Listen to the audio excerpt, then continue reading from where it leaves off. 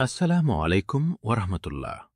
প্রিয় দর্শক, আপনি কি কখনো অনুভব করেছেন যে আপনার জীবনের সমস্যাগুলোর কোনো সমাধান নেই? আপনি কি কোনো বিশেষ কিছুর জন্য আল্লাহর কাছে দীর্ঘদিন ধরে দোয়া করছেন, কিন্তু তা কবুল হচ্ছে না? আজকের ভিডিওতে আমরা এমন একটি সত্য ঘটনা জানব যা আপনার ঈমানকে মজবুত করবে এবং আপনাকে শিখিয়ে দেবে কিভাবে অসম্ভবকে সম্ভব করা যায়। এটি এমন এক অলৌকিক চাবিকাঠির গল্প যা দিয়ে আসমানের সব দরজা খুলে যায়। শেষ পর্যন্ত আমাদের সাথেই থাকুন। ঘটনাটি ইসলামের ইতিহাসের অন্যতম বিখ্যাত ইমাম আহমেদ বিন হাম্বল রহিমাহুল্লাহ এর জীবনের। তিনি ছিলেন তার সময়ের এক মহান বিদ্বান। একদিন তিনি সফরে বের হলেন। দীর্ঘ পথ পাড়ি দিয়ে তিনি এক অপরিচিত শহরে পৌঁছালেন। তখন রাত হয়ে গিয়েছিল।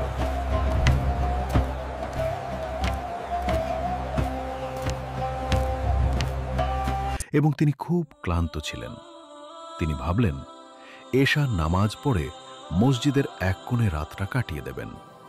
তিনি কাউকে নিজের পরিচয় দিলেন না, সাধারণ এক মুসাফিরের মতোই রইলেন। নামাজ শেষ হল। ইমাম আহমেদ রহিমাহুল্লাহ মসজিদের এক কোণে শুয়ে পড়ার প্রস্তুতি নিলেন। কিন্তু ঠিক তখনই মসজিদের প্রহরী বা খাদেম সেখানে এলো। খাদেম তাকে চিনত না। সে কর্কশ গলায় বলল, এখানে ঘুমানো যাবে না, মসজিদ বন্ধ করতে হবে, আপনি বাইরে যান। ইমাম আহমেদ রহিমাহুল্লাহ খুব বিনয়ের সাথে বললেন, আমি একজন মুসাফির, আমার যাওয়ার কোনো জায়গা নেই, শুধু আজকের রাতটুকু আমাকে এখানে থাকতে দিন। কিন্তু প্রহরী কোনো কথাই শুনল না। সে ইমাম আহমেদকে হাত ধরে টেনে মসজিদ থেকে বের করে দিল এবং দরজা বন্ধ করে দিল। ভেবে দেখুন, যুগের শ্রেষ্ঠ ইমাম, অথচ তাকেই আজ মসজিদ থেকে বের করে দেওয়া হলো। কিন্তু আল্লাহর পরিকল্পনা ছিল অন্যরকম। মসজিদ থেকে বিতাড়িত হয়ে ইমাম আহমেদ রহিমাহুল্লাহ রাস্তার পাশেই বসে রইলেন। কাছেই ছিল একটি ছোট রুটির দোকান, বেকারি। রুটিওয়ালা তার দোকানের কাজ শেষ করছিল। সে দেখল একজন বৃদ্ধ লোক অসহায় হয়ে রাস্তায় বসে আছেন। রুটিওয়ালার মনে দয়া হলো। সে এগিয়ে এসে বলল, বাবা, আপনি কেন রাস্তায় বসে আছেন? আমার ঘর খুব ছোট। আপনি চাইলে আমার সাথে আমার বেকারিতে রাতটুকু কাটাতে পারেন। ইমাম আহমেদ রাজি হলেন এবং রুটিওয়ালার সাথে তার দোকানে গেলেন। রুটিওয়ালা ইমাম আহমেদকে বিশ্রামের জায়গা দিলেন। এরপর সে তার নিজের কাজে ফিরে গেল। সে পরদিন সকালের জন্য আটা তৈরি করছিল। ইমাম আহমেদ শুয়ে শুয়ে লক্ষ্য করলেন এক অদ্ভুত ব্যাপার। রুটিওয়ালা আটা মাখছে, খামির তৈরি করছে আর রুটি চুলায় দিচ্ছে, কিন্তু তার কাজের প্রতিটি নড়াচড়ার সাথে সাথে তার ঠোঁট নড়ছে।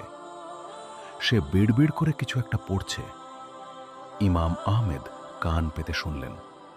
রুটিওয়ালা পড়ছে, আস্তাগফিরুল্লাহ, আস্তাগফিরুল্লাহ, আস্তাগফিরুল্লাহ, আস্তাগফিরুল্লাহ। সে থামছে না। আস্তাগফিরুল্লাহ, কাজের প্রতিটা ধাপে আস্তাগফিরুল্লাহ। সে ইস্তিগফার পড়েই যাচ্ছে। সকালবেলা ইমাম আহমেদ কৌতূহল সংবরণ করতে পারলেন না। তিনি রুটিওয়ালাকে জিজ্ঞেস করলেন, ভাই, আমি সারা রাত দেখলাম তুমি কাজ করার সময় সমানে ইস্তিগফার করছো। তুমি কতদিন ধরে এই আমল করছো? রুটিওয়ালা হাসি মুখ উত্তর দিল, হুজুর, এটা আমার অনেক দিনের অভ্যাস। ইস্তিগফার ছাড়া আমি কোনো কাজ করি না। ইমাম আহমেদ আবার জিজ্ঞেস করলেন, এই যে তুমি এত ইস্তিগফার করো, এর বিনিময়ে তুমি আল্লাহর কাছ থেকে কি পেয়েছো? দুনিয়াতে কি এর কোনো ফল তুমি দেখেছো? আমি এই ইস্তিগফারের বরকতে অবাক হয়ে গেছি। আমি আল্লাহর কাছে যাই চেয়েছি, আল্লাহ তাই কবুল করেছেন। আমার এমন কোনো দোয়া নেই যা আল্লাহ ফিরিয়ে দিয়েছেন। ইমাম আহমেদ অবাক হয়ে তাকিয়ে রইলেন। রুটিওয়ালা আবার বলল, আমার একটা দোয়া এখনো কবুল হয়নি। ইমাম আহমেদ জিজ্ঞেস এমন করলেন, কোন দোয়া আছে যা এখনো কবুল হয়নি? রুটিওয়ালা দীর্ঘশ্বাস ফেলে বলল, আমি শুনেছি এই যুগের শ্রেষ্ঠ আলেম ইমাম আহমেদ বিন হাম্বল খুব নেককার মানুষ। আমার বড়ই স্বাদ মরার আগে একবার তাকে দেখব। আমি আল্লাহর কাছে অনেক দোয়া করেছি যেন তার সাথে আমার সাক্ষাৎ হয়, কিন্তু আমি তো গরিব রুটিওয়ালা, আমি কোথায় পাবো তাকে? এটাই আমার একমাত্র অপূর্ণ দোয়া। এই কথা শুনে ইমাম আহমেদ বিন হাম্বলের চোখে পানি চলে এলো। তিনি আবেগে কেঁপে উঠলেন। তিনি বললেন, আল্লাহ তোমার এই দোয়াও কবুল করেছেন। তোমাকে ইমাম আহমেদের কাছে যেতে হয়নি, বরং আল্লাহ ইমাম আহমেদকেই তোমার দরজায় টেনে নিয়ে এসেছেন। আমি সেই অভাগা আহমেদ বিন হাম্বল। রুটিওয়ালা বিশ্বাস করতে পারছিল না। সে কেঁদে ফেলল এবং ইমামকে জড়িয়ে ধরল। আল্লাহ তাআলা তার ইস্তেগফারের উসিলায় একজন মহান ইমামকে মসজিদ থেকে বের করে দিয়ে অপমানিত করে ঠিক তার ঘরের দরজায় পৌঁছে দিয়েছেন। সুবহানাল্লাহ। প্রিয় দ্বীনী ভাই ও বোনেরা, এই গল্পটি আমাদের কি শেখায়? রাসূলুল্লাহ সাল্লাল্লাহু আলাইহি ওয়াসাল্লাম বলেছেন, যে ব্যক্তি নিয়মিত ইস্তেগফার করবে, আল্লাহ তাকে প্রতিটি সংকট থেকে উত্তরণের পথ বের করে দেবেন। আজ আমাদের জীবনে ডিপ্রেশন, ঋণের বোঝা, পারিবারিক অশান্তি সবকিছুর মূল কারণ হল আমরা আল্লাহর স্মরণ থেকে দূরে। রুটিওয়ালার মতো আমরা যদি সব কাজের মাঝে আস্তাগফিরুল্লাহ পড়ার অভ্যাস করতে পারি, তবে আমাদের অপূর্ণ দোয়াগুলোও কবুল হতে শুরু করবে ইনশাআল্লাহ। আসুন আজ থেকেই আমরা বেশি বেশি ইস্তেগফার করার ওয়াদা করি।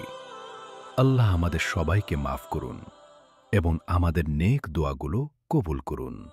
আমিন। ভিডিওটি ভালো লাগলে শেয়ার করে আপনার বন্ধুদেরও জানার সুযোগ করে দিন। এমন আরও ইসলামিক ভিডিও পেতে আমাদের চ্যানেলটি সাবস্ক্রাইব করুন। দেখা হবে পরের ভিডিওতে। আসসালামু আলাইকুম ওয়া রাহমাতুল্লাহ।